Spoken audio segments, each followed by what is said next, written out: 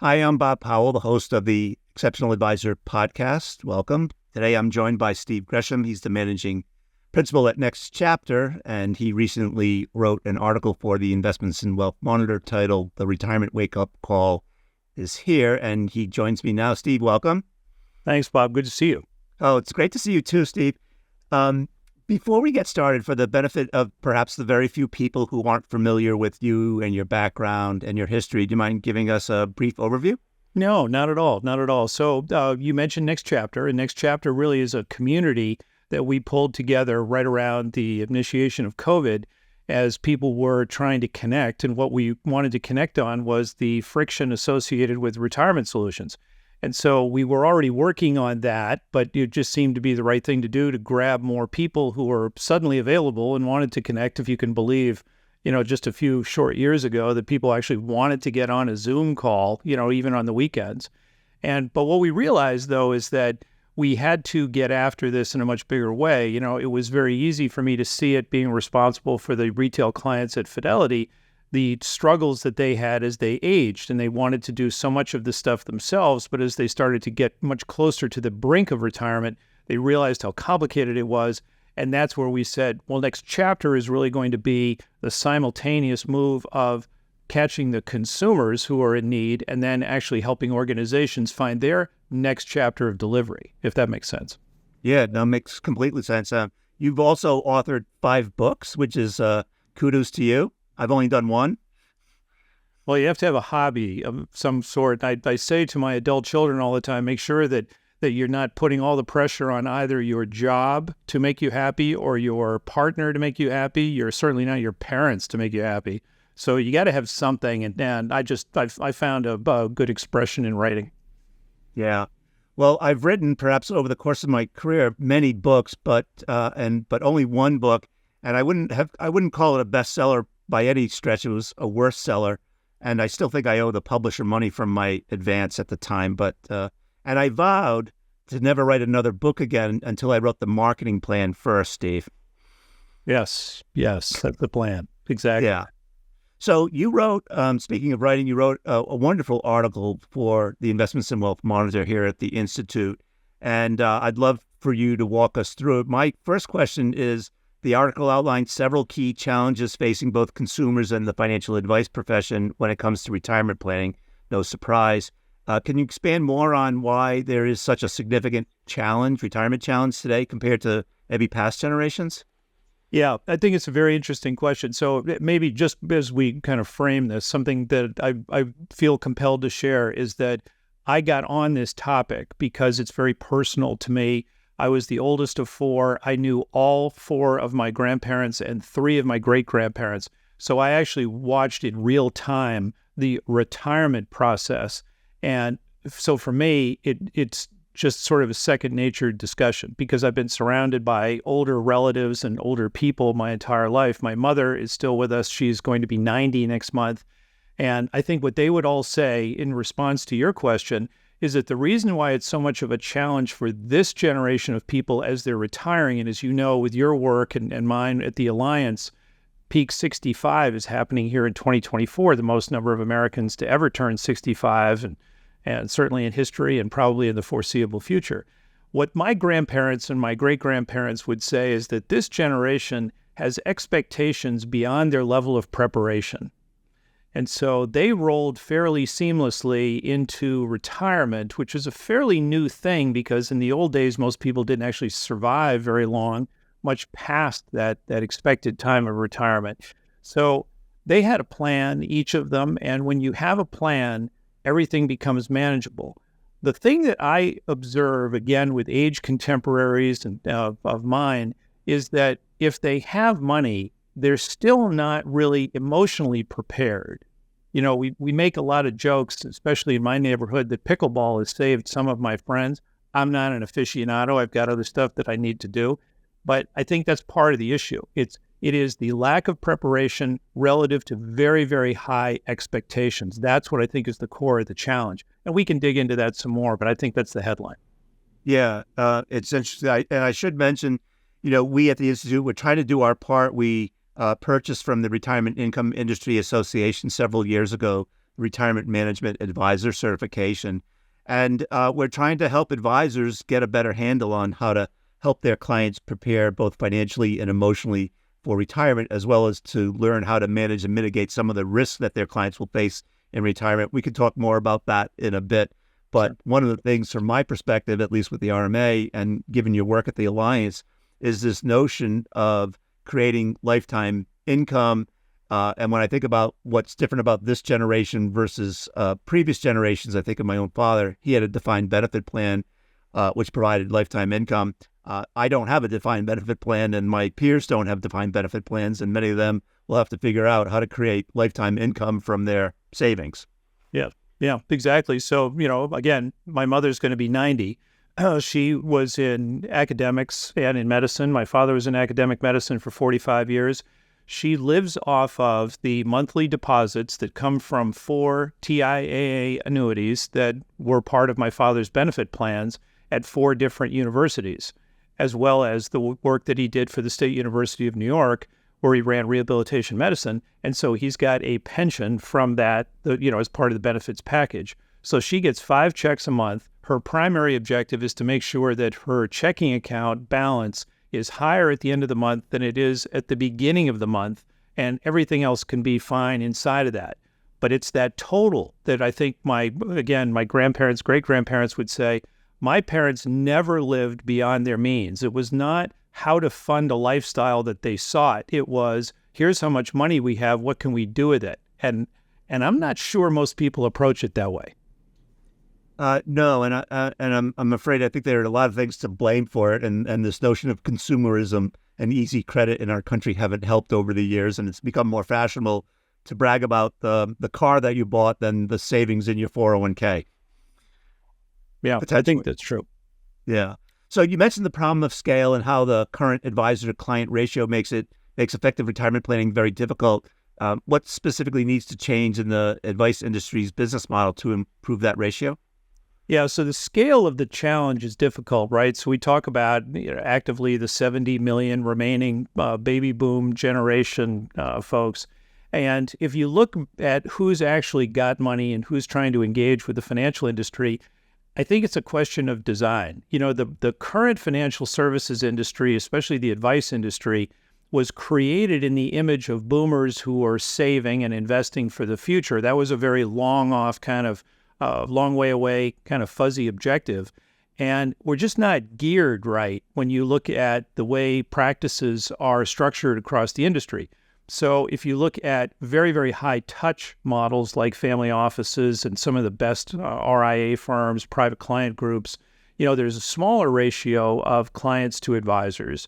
But then you have on the other side extraordinary popularity and industry game-changing scale that's being driven at Fidelity in particular, followed by Schwab, Vanguard, and then some of these other models on the outside of all that. The difficulty when you blend it all is that even though people keep their stuff in more than one place usually, there isn't enough advisor time and attention available to people because, again, the industry was created primarily to help you invest and to save and invest and to save. And so you're sending in checks. There's a very, very different structure if you have 150 households in that average full-service advisor book and then try to figure out how you're going to deal with 3 generations working around a central retiring individual or a couple and all the complexity that goes with retirement, and then trying to figure out not only how you're going to enjoy that retirement, but how are you then going to transition into those later stages of retirement, which is really the battle for survival, because that becomes now your primary goal as you try to outlast your longevity. Yeah. And I happen to think maybe the client advisor to client ratio is difficult in part because this is a very retirement income planning to me is very labor intensive compared to planning for retirement. Planning for retirement to me seems to suggest here's what you have, here's what you need, here's how much you need to save, and here's your expected rate of return in order to create the nest egg that you want. Retirement income planning introduces so many more topics, whether it's Social Security or Medicare or healthcare, long-term care planning or risk mitigation, et cetera, et cetera. It just becomes that much more complicated and to me becomes what I often describe as a row and column exercise, right? That it's not, you can't use off the shelf shrink wrap software to create someone's retirement income plan. It's a much more thoughtful, involved, labor intensive process. Oh, I think you're exactly right. And you're an authority on this as you try to describe this to advisors who have been primarily trying to figure out how to outperform and limit volatility. That's a fairly single-minded approach. It's all-encompassing, and it's one that you should be focused on. And if you do a good job of it, then that's terrific. And there's a lot of tools to help, that portfolio approach. The difficulty, as you said, is when you start to deconstruct it all. So now how are you going to spin this thing out? This is the first generation of people that has multiple accounts. So the only reason my parents have multiple accounts in retirement is because they worked for multiple universities, and so that's why they had the plans. But lots of people have had several jobs and several companies, and in between the time that my folks were earning and where we are today, people have had 401ks, they've got IRAs, they've got IRA rollovers, they've got bits and pieces all over the place. And one of the most important questions that people ask is, which account do I take the money from first? And then next? I remember we did an idea screen at Fidelity a number of years ago, and that topic ranked right up there, tied for first with account security. So that's how much it's on the minds of the people. So for advisors, I find, and I think in your article, you note that many are uncomfortable having difficult conversations with clients around health and family and end-of-life discussions or longevity planning. What can the industry do to better prepare and train advisors? I mean, obviously, the IWI is trying to do its part, but what beyond that, perhaps, can we do to better prepare advisors to engage clients more effectively around these topics? Well, I don't think there's any substitute for it, so I might as well just say it. Since I said that, I knew all four of my grandparents and three of my great-grandparents, you have to normalize aging. And as not only as an industry, but as a country, as a society, we just don't. There's a stigma associated with being old that comes not from financial advisors so much as it comes from the clients themselves. So if you ask people, are you really prepared? I mean, how many people who have a 90-year-old mother like mine would have been talking to her 20 years ago about what she would be doing when she was living alone, perhaps, or when she was unable to live independently, which is the situation she's in now. She didn't like the conversation at the time. In fact, she was pretty hostile. She used inappropriate language, I can tell you that. But my father, on the other hand, said, yeah, I understand. And even though it was their work for the both of them to understand and appreciate it, when it came to themselves, they had a difficult time. My dad was okay with it. My mother, not so much. And she's still very independent, but she's in an appropriate place to live, which is great. So I think the most important thing is to normalize it. That's a societal thing. That's a company thing. That's just a people thing. But the other part is that we also have to give advisors very, very simple paths to follow. Something that we realize in our work at Next Chapter, and my colleague Suzanne Schmidt, who manages the family conversation, which is really what you're talking about. What she says is it all starts with having a really good relationship with Generation 2, which I think makes it an awful lot easier for advisors. So, CEO of an advisory firm I talked to the other day, he said, we actually like a lot better the idea of bringing the issues of retirement and longevity and the complexity of it and some of these more personal issues like unexpected healthcare events and which are really not unexpected by the industry, but they're completely unexpected by the people who suffer from them. And so they like this idea of talking to that Generation 2 person. And just because of where the demographic is gone, the median boomer is now 69 years old. So you got half that population is older than that. So there's a lot of issues of health that are coming up. But those moments that happen, or what Suzanne calls the moments that matter, when those moments happen, it then creates an opportunity for engagement with the most responsible children of that person or that couple. That's the magical moment, I think, for the industry, is helping support advisors to understand all the benefits of engaging with Generation 2. They're already making an awful lot of the decisions today, just like I make a lot of the decisions on behalf of my mother. Yeah. So, I've coined this term, a whole family approach, which maybe encompasses Generation 1, 2, and 3, which is maybe you're the boomer adult, you've got an elderly parent, as in your case. You might have caregiving duties. You might need to understand how they want the end of the years to go, what kind of living facilities they may want, et cetera, et cetera. But you may also be raising children, perhaps they're adult children, and you've got issues perhaps around that as well. But for the advisor to include the whole family in the discussion, to me, either in the form of a family meeting or separate meetings, to me is important. One to maintain the assets in in your business, but also so that everyone gets on the same page within that family. Yeah. So now I'm thinking about my father working with a lot of clients who someone had suffered a stroke or something, and he would tell the stories about it. How if it was in his calculus, if it was a single child of the person, and let's say the person had a partner or spouse, if there was just one adult child, he said those were the easy cases. He said but every time you added another adult child, it doubled and then tripled the problem. So if you had a couple, that it actually made it worse. And he said there was always somebody, when there was 3 or 4 or 5, somebody coming in from left field at the last minute to change everything and just probably trying to right all the wrongs of the family's relationship with that person over the years. So it's a very complicated situation. And so all that much more reason to be working with Generation 2 that can help codify some of those issues, because if it is the couple themselves and they're trying to project their own values onto that next generation without that generation's participation, all they've done is light the fuse on a bomb for a financial advisor. So you mentioned the 7 moments that matter. You list them in the article that you wrote for the Monitor. Maybe you could walk us through 1 or 2 examples of how advisors can tangibly support clients during these moments.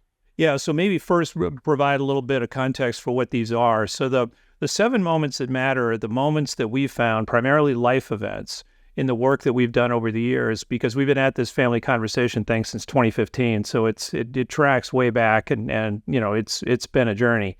So what we find is that these are the moments where something happens that basically stops the traffic for the family. And what I mean by that is, I'll give as you said, Bob, an example is an unexpected health event. And that is the most common, right, of the 7 moments. And there are a bunch of others in there, like elder fraud and abuse, particularly financial, which also means information seizing of some kind or theft. There's gray divorce. There's unexpected cost for care. And then there's, can I live by myself? And there's a bunch of other things. So, but those moments are the ones that create rallying points for the client. But the way that we've realized is that they create reactive opportunities for the advisor or the advisory firm. You want to be conversationally proficient in these things. You do not have to solve them. You mostly have to be available. And so it's kind of like going to the parallel would be if you're going to a fancy resort, you've saved all this money, you're going there, you have high expectations, it's going to be great, and the person at the desk says your room's not ready or come back tomorrow. And you can't do that. So if there's an unexpected family event, healthcare event, and someone in the family is calling the advisor. This is the way we talked about it with some of our colleagues at Raymond James when we worked with Amanda Stahl and Frank McAleer last year. And we found that if the clients are calling in, a lot of times the person calling in is not actually the primary client, because something has happened to the primary client. And now that person who probably doesn't know the advisor very well, and we all have stories about the lack of engagement there, because that's so important.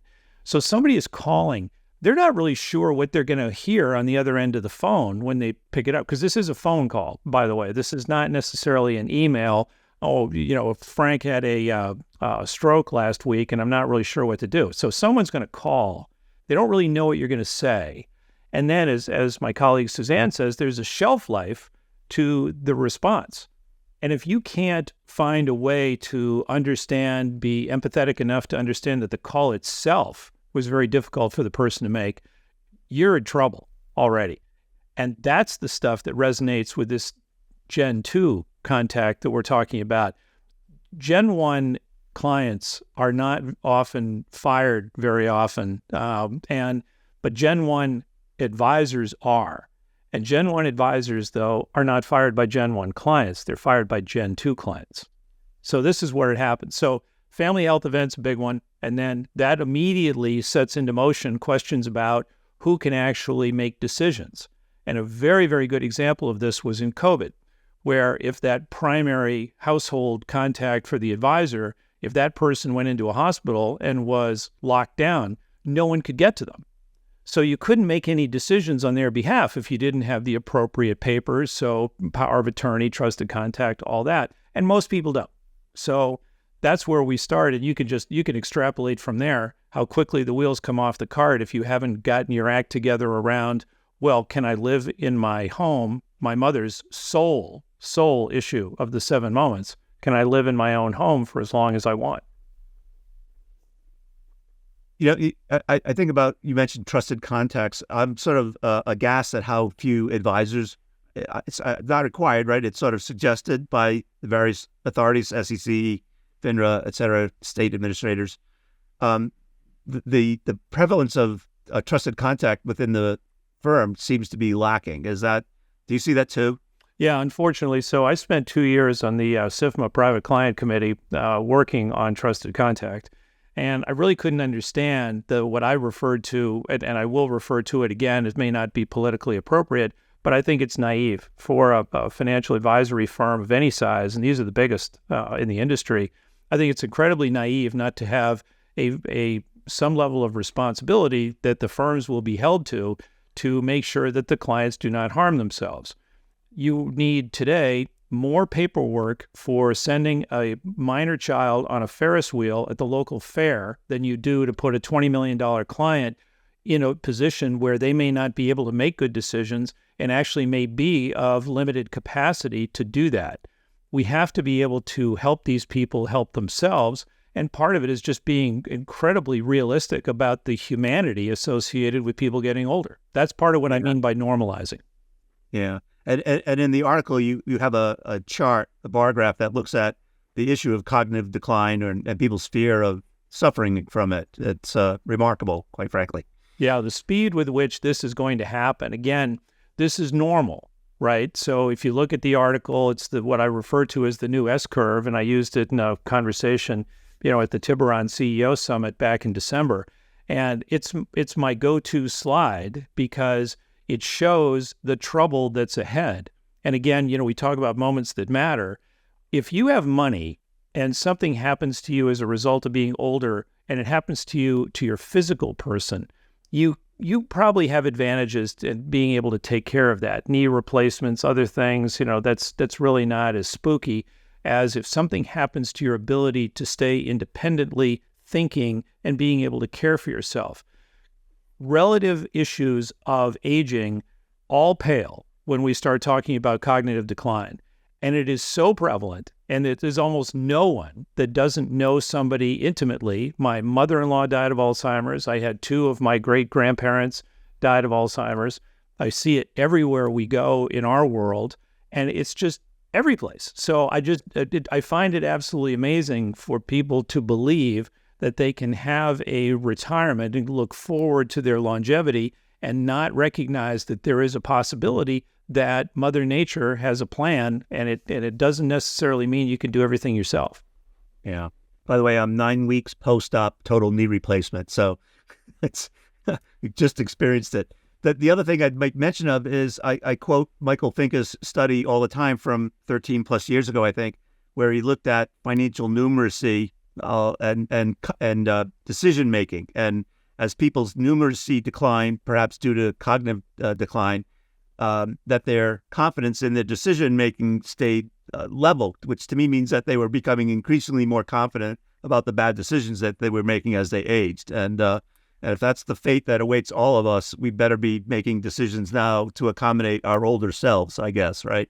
Yeah. Fair to say? And again, this is, as I said before, one of the reasons why I think Suzanne has got this right on about engaging with Generation 2.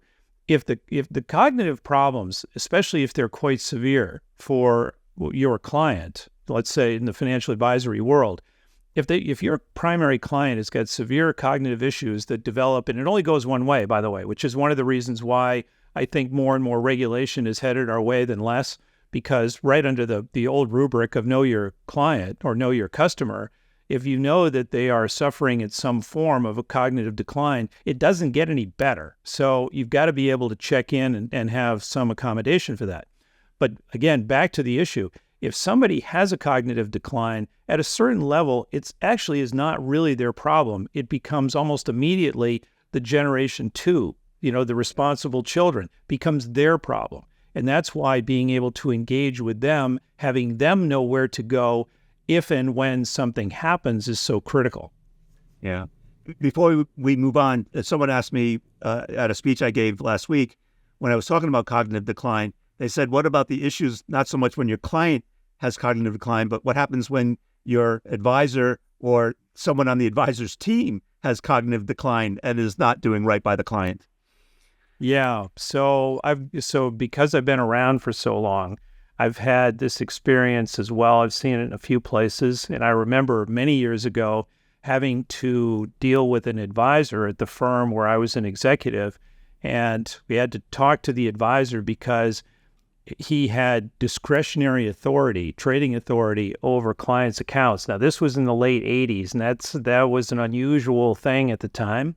But it was very important because we realized his level of cognitive decline was enough that he was prevented from driving anymore. So if you want to see what that little nugget would look like in arbitration, it would be brought by the children of some client who would say, wait a minute, you gave discretionary trading authority to an advisor who's not even allowed to drive. So how does that work, Mr. Gresham? So it's a very difficult thing. And because, as you point out, so many advisors are now rolling into that age bracket where it would not be unusual. And again, one of the old sayings was, have you ever attended a broker's retirement party?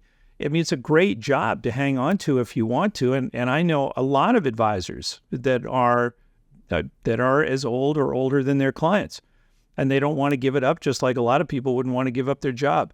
It is an area that the industry needs to have significant scrutiny over because, again, just based on the demographic, it's not just for the clients or just for the advisors.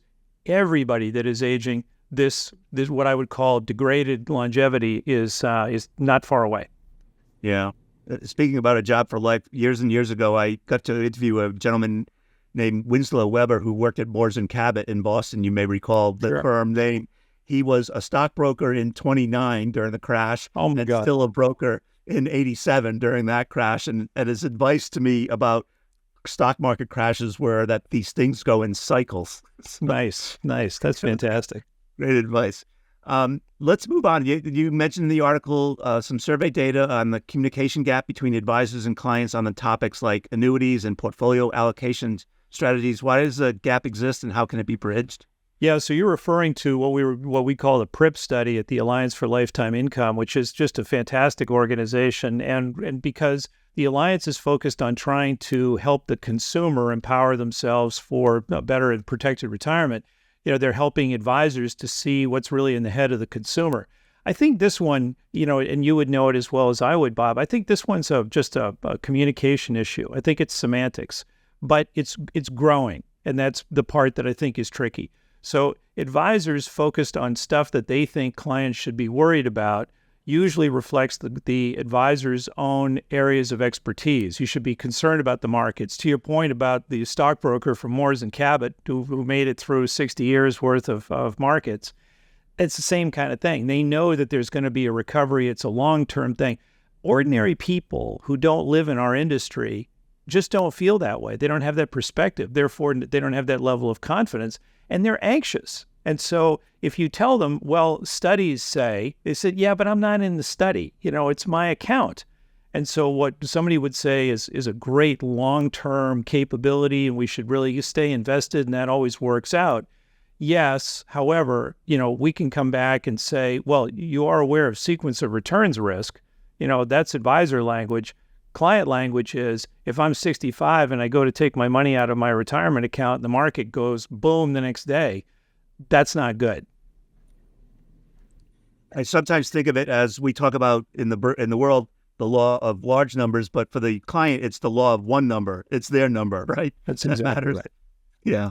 So, what about this? In the article, you also mentioned a lack of systems and technology as barriers to supporting advisors more fully. What can be, what capabilities are missing that needs to be implemented, or systems or solutions? Well, I think you've highlighted most all of the needs, and that's really what we're talking about here, is that systems and technology are really there to make things either more dependable and more process-oriented, so we make sure we don't miss anything. So first and foremost, we have to make sure that we're catching some of these issues, some of these, I think, quite predictable moments that matter, if we can see some of those in advance about where those are going to be. Now, the issue there is who's going to log that? So there's information that has to go into presumably a CRM of some kind. I'm starting really basic here, but not every advisor uses those capabilities. And when you get into the retirement world, now you actually have to keep track of some dates, or they start costing you money, or they start costing you time or trouble. And so whether it's eligibility for Social Security or making your decision around Medicare, some of these things are time-stamped and you have to deal with it. Now, that sounds like a really simple thing, but unless we are on the ball proactively in communicating with clients, if we miss any of those dates and we don't have conversations with them, we know from industry research, you mentioned the gaps before, this is one of the biggest gaps. I don't know that my advisor is looking at it, so I'm not sure they're on it. Therefore, maybe I need to talk to somebody else because my friend's advisor called them about it, and that's where it starts to get around. The other part, I think you also referred to earlier, Bob, because it's really about the management of the accounts. So there is software that is available that will help you tax optimize the withdrawal from different retirement accounts. There is software and capabilities available for you to manage in a more tax efficient way.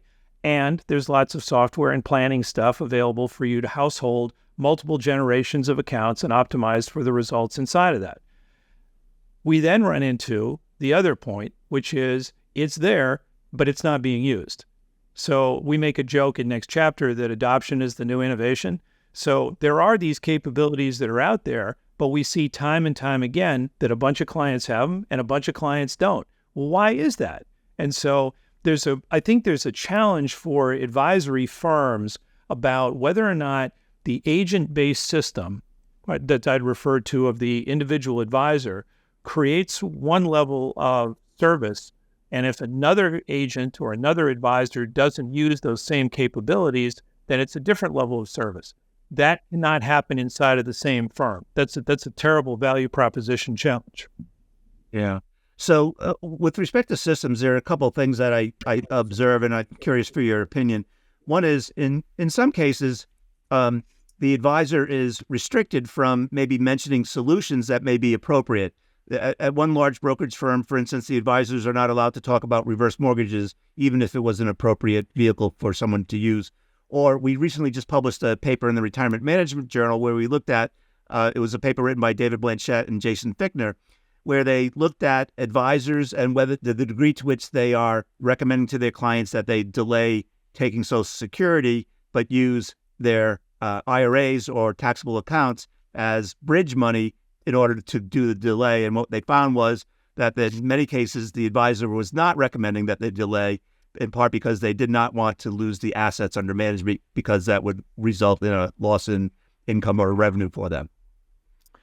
So there are some structural challenges of the industry associated with taking care of people in retirement. Again, you mentioned this a few minutes ago. That's the underlying challenge, right? What is the responsibility? And if the industry wants to continue to be the primary advisor to clients, because, I would say right now, especially looking at Gen 2, the biggest competition financial advisors have in working with Gen 2 is that Gen 2 thinks they can do it themselves. And so there's kind of a value inflection point here that I think is being driven by this retirement wave or this longevity crisis that's building for the darker end of the retirement. And organizations have to decide where they want to be. They are not geared generally, they're not structured generally to be able to serve from the client back in. They are generally organized the same way that they were put together in some cases 60, 80 years ago. And they haven't really changed. There's product and there's distribution. And in order to be able to solve problems for consumers, people like Jason and Finca and Blanchett are looking at all this and saying, it just doesn't work. And so it is that big of a deal, I think, to say it's time to restructure by focusing on what the output is going to be. In other words, the reliability of the solutions at the consumer level. That is not the way organizations are structured, and it is particularly difficult to do it right now because I would say most financial advisors are coming off a 2023 that was the best that they've ever had. And so it doubles down the problem of how do you make a change when it's not obvious to everyone that a change is needed. There's no burning platform for change. Yeah. Well, that brings us to the question of disruptions. And do you have any predictions about one or two disruptions that may be coming to the advice profession? Well, you'd have to guess, right? You don't have to be a scientist of rockets to figure this one out. But if what we just talked about is that dysfunctional, it won't be that anything inside of a company or a competitor will be that much dramatically better than the next competitor. It'll be a different format. So one of the formats I would bet on is that there will be more and more money that stays in retirement plans that's not coming out to feed a retail monster or to pass to financial advisors. It's going to stay right there because there are definitely economies of scale for the plan sponsor. They are the employer of the person. So whoever is still there thinks that there is some responsibility. It's a really good spot to be able to deliver services that people want. And there isn't any real pressure for anybody to buy anything because, you are the plan sponsor. And so, your role as a fiduciary is already baked. So why not just extend it? And I think there will be significant opportunities for plan sponsors to do that and make it easy for them. So companies that are supporting plan sponsors today, big administrators, are working on that for ways for people to remain in those plans and get a better service. But you can't in any way discount the possibility that one of the big box stores, Fidelity, Schwab, Vanguard, gets better and better at being able to contact clients proactively because they have the right information and help guide the clients themselves into what I think is the second big disruption. Big disruption is not the big box stores. Fidelity's already got 51 million individual retail clients. That ship has already sailed, sorry. So the big point, though, is self-actualization.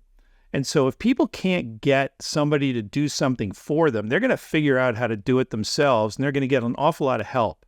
And I think what we're going to watch here is something that's drafting pretty closely behind changes that have been made in another model, which is restricted availability, which is personal health care.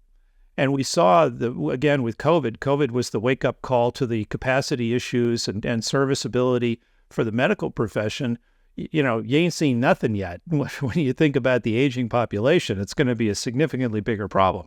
But some of the capabilities that were built in response to COVID, even something as simple as vaccinations, that turned out to be not something mandated through physicians, but actually was dropped into the for-profit world, into the big box stores of health like CVS or, any of the monster Walgreens, pharmacies and pharmaceutical companies participating. They created a different system for millions and millions, tens of millions, hundreds of millions of people to get service. And I think that you're going to see in the combination of the big box stores, the competitive pricing around being a custodian, you're going to have all of that stuff there, and people are going to be able to pick incrementally the way for the stuff that they want, kind of the way they buy that off-the-shelf healthcare today. You didn't mention AI as a disruptor. Is that a disruptor? It is, but it's an enabler. So it's not so much, I don't view it actually as a disruption as much as I view it in that second model that I had of client self-actualization. They're going to be able to get all the information that they want. The trick is going to be and who will be responsible for delivering. That's why I point out some of the firms that would actually be in this game because they're already ready to go. All they have to do is to make sure that whatever the AI engine or whatever the chat is going to pull from, that all that information is solid. Because as you pointed out before, Bob, one of the things that's really tricky, and we did a lot of automated stuff at Fidelity, automated journeys and all that, you get into some spots where you can't let the bot make the decision. So it's an information delivery vehicle, but I think you find, and I use Medicare as a really good example, you find that most people, even if they're really well schooled in financial issues, they want to make sure that that's the right decision. So they're not so much asking for the idea itself, but they are looking for the validation, and that's going to be a role for human beings forever. Yeah.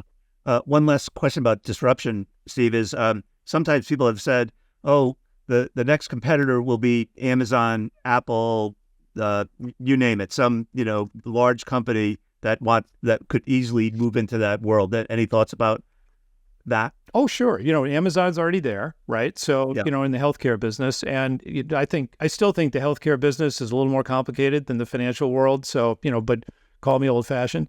So the when we say Amazon or Google, it really, to me, means three different things. One is that they've got a name brand that is respected.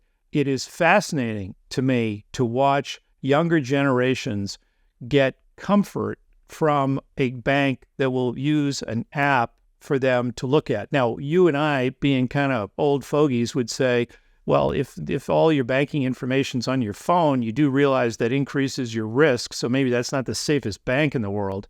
But for them, it's about the transparency of information, and that's where they're getting confirmation that the idea that they have has validation. So there's value in those iconic brand names now iconic brand names compared to some older brand names. So I think that's the first part, which is, why did I engage with you to begin with? Well, I trusted your name.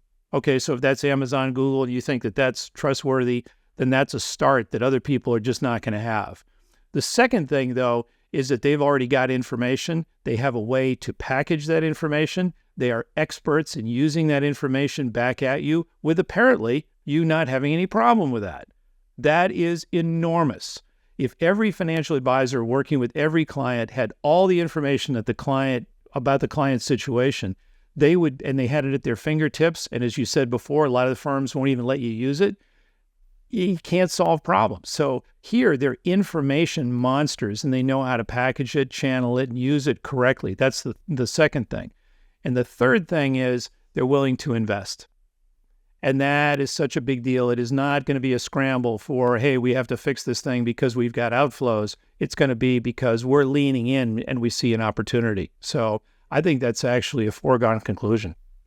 Yeah, interesting. All right, I'm going to set my crystal ball aside for a second and talk about some practical, actionable advice for advisors who are feeling overwhelmed by the increasing complexity of retirement planning. Like years ago, we didn't have an HSA to worry about. We didn't have a Roth to worry about, right? We didn't have any of the things that are available today. What are the practical steps would you recommend that they take today to move the business, their profession, in the right direction? Well, the first thing is, if you are one of the last solo practitioners or sole practitioners, ask yourself how many freestanding doctors there are. The world of financial advice and retirement is so much more complicated than a single person would ever be able to pull off. The notion of being able to do this yourself, even if you were sitting in your own office at a major wirehouse firm or something else, stop. Just stop. Because unless you have a niche business that only focuses on a particular area of expertise that you have, you've got to be able to do this with a group. And there are ways to do that. The hub and spoke setup in a lot of firms is one way to do it. But I've got to tell you that every place I go, pretty much, everyone is working in a team where, in many cases, as you know so well, you've got somebody who was the first one there.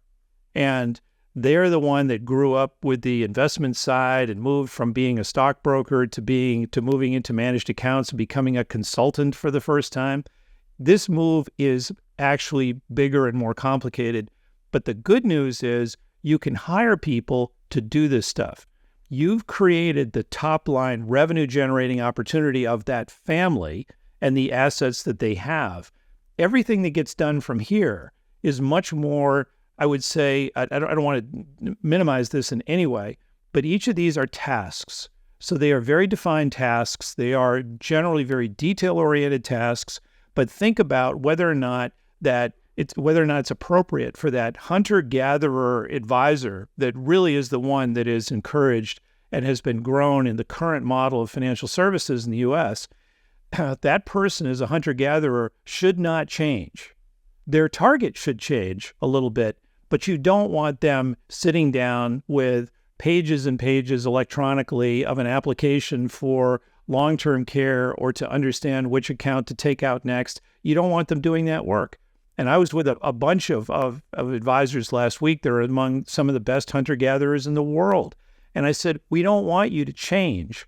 What we want you to do is to put a support system around you so that you can cover all these issues and you can still be the one that challenges the family and engages them to take action. That is a gift that most people who will be helping out with some of those more specific task-oriented jobs, they wouldn't necessarily have the confidence or the bearing to be able to pull that off. So I think it's just, you got to get help. Yeah. We've covered a lot of ground. Anything we missed or anything that just bears reemphasizing? Normalize aging. Everybody's getting older. Find an old person, give them a hug. So, it's just what it is. The people that we see being the most successful right now are the ones that are sweating it less. They're just not getting hung up about it. They're leaning in, they're having conversations with clients, and it all starts from having an appreciation for people as they age.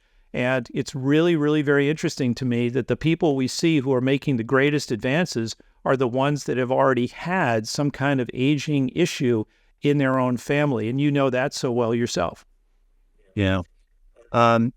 Obviously, we haven't talked enough about how people can learn more about Next Chapter and what they can find by availing themselves of your resources. Can you talk a little bit about that before we wrap up? Yeah, so we keep most everything on the website. So it's nextchapterinnovation.com, and go in particular to our page or the tab that says Our Insights, and that's where we try to collect an awful lot of the work that we do.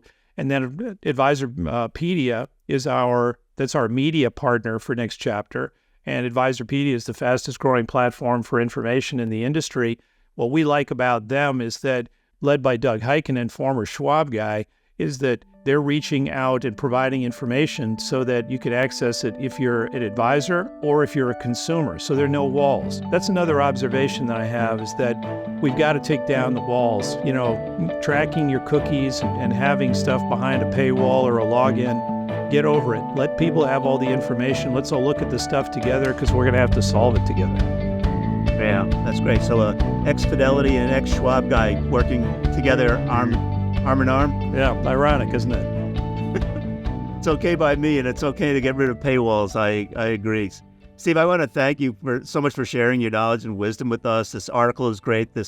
Our conversation, at least to my way of thinking, has been great. I appreciate it ever so much. And hopefully you'll come back on to another podcast when you write another article for the Monitor. Absolutely. Maybe even before that, because that was a pretty long article. That's not usually my kind of thing. But you, you, my friend, are a legend. And so, wherever you go, I'm right behind you. All right. Count me in.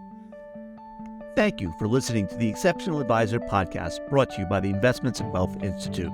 If you've enjoyed this podcast, please subscribe through iTunes, Spotify, or our website at www.investmentsandwealth.org/podcast to get the latest episodes of our Exceptional Advisor podcast series. For additional resources, updates on events, and exclusive membership deals, visit www.investmentsandwealth.org.